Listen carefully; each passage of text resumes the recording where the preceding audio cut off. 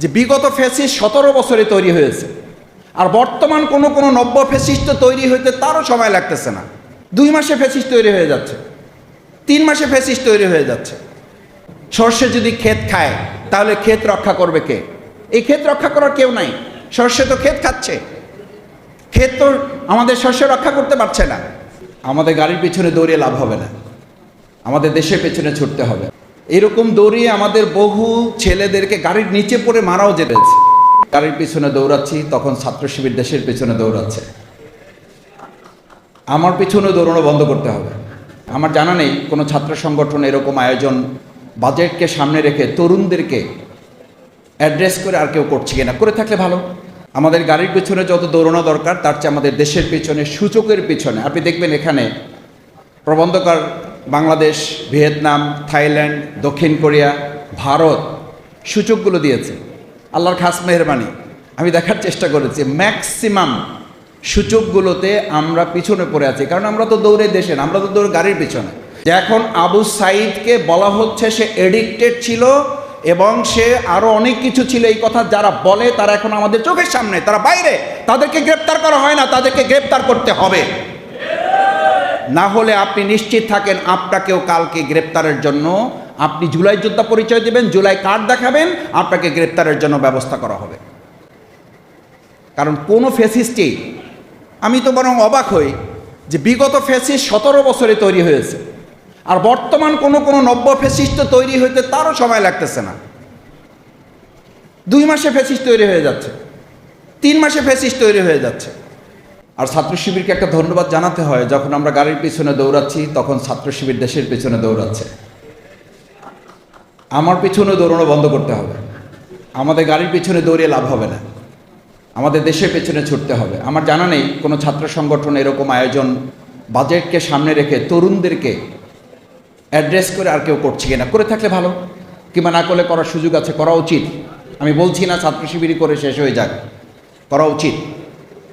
আমাদের গাড়ির পিছনে যত দৌড়ানো দরকার তার চেয়ে আমাদের দেশের পিছনে, সূচকের পিছনে। আপনি দেখবেন এখানে প্রবন্ধকার বাংলাদেশ, ভিয়েতনাম, থাইল্যান্ড, দক্ষিণ কোরিয়া, ভারত সূচকগুলো দিয়েছে।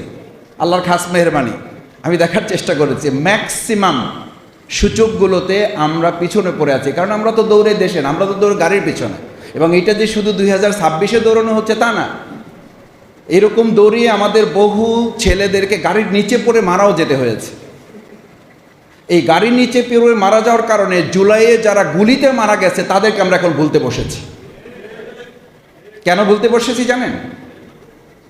আমি একটু প্রবন্ধকারকে সমালোচনাও করি, এই অর্থে করি যে এখন যেখানে দাঁড়িয়ে আপনারা কথা বলছি, মাথায় রাখা উচিত আমাদের বলছি না, আমাদের, যে এই বহু মানুষেরাই আমাদের এখানে থাকার কথা না, জেলখানায় থাকার কথা। যাদের জন্য আজকে এই আলোচনা করার সুযোগ পাচ্ছি, এই বাজেট নিয়ে কথা বলতে পারছি, সংসদে যেতে পারছি, তাদের নিয়ে কিন্তু এখানে তরুণরাই তো জীবন দিয়েছে। শিক্ষার্থীদের উপরে ভিত্তি করে এই আন্দোলনটা একটা পর্যায়ে গিয়েছে। এটা নিয়ে কেউ কথা বলেন, কেউ রান করেছেন, কেউ 300 রান একসাথে করে ফেলে দিয়েছেন, নানান কথা রয়েছে। যত কথাই থাকুক, একটা কথা তো আপনারা চোখের পানি ফেলতে গাড়িতে বসে বসে স্বীকার করেছেন, আহারে এই তরুণ বাচ্চাদের রক্তের উপরে ভিত্তি করে আমরা আজ মুক্ত হতে পেরেছি। তো মুক্ত হতে পেরেছি, তাদের কথা কোথায়?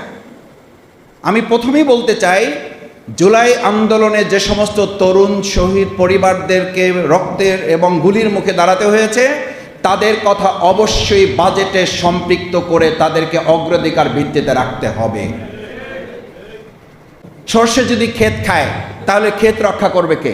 এই ক্ষেত রক্ষা করার কেউ নাই।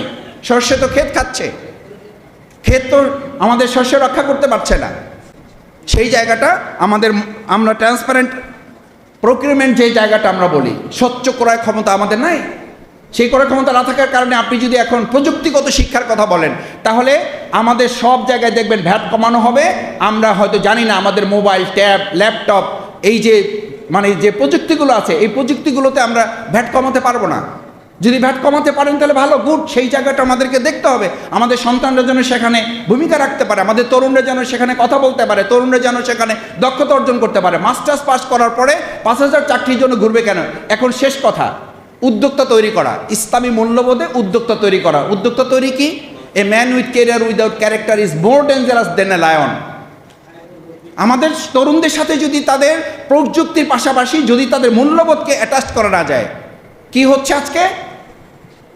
অবাক হওয়ার কোনো কারণ নাই। ইতিমধ্যে 2024-25-এ এটা মানে বাস্তবায়ন করা হয়েছে। স্টুডেন্টদেরকে ডোপ টেস্টের মধ্যে আওতাধীন করা হয়েছে। ভর্তি পরীক্ষায় ডোপ টেস্ট নেওয়া হচ্ছে, এবং শুধু ডোপ টেস্ট নেওয়া হয় নাই, আশার দিক আছে। আশার দিক শুনবেন, আশার দিক হচ্ছে সেখানে 3 জন শনাক্ত হয়েছে।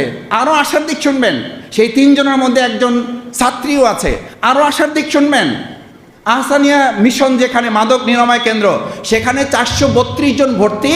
সেই 432 জনের মধ্যে 47 জন যে নারী, এবং আমাদের একটা গবেষণায় দেখা গেছে 47.5% বা প্রায় 48-এর কাছাকাছি যারা নিহত হয়েছে, এই আত্মহত্যা করেছে, এই আত্মহত্যার মধ্যে মাদকাসক্তি সম্পর্কে ওনাদেরই জনাব শামসুর রহমানের সে বহু আগের কবির বক্তব্য ছিল, লেখা ছিল, আমাদের প্রত্যেকটা বিদ্যালয়ের মাঠ এক একটা মাদকের হাট। মাদক নিয়ন্ত্রণ করবেন কীভাবে? মাদক নিয়ন্ত্রণ করতে না পারলে তরুণদেরকে আপনি শিক্ষা দিবেন, শিক্ষা দিচ্ছেন আমরা সবাই জানি যে মাদকের এখন বিদ্যালয়গুলো মাঠগুলো এক একটা মাদকের হাটে পরিণত করে রাখা হয়েছে, এবং সেখানে বলা হচ্ছে দেয়াল দিয়ে এটাকে সিকিউর করতে হবে।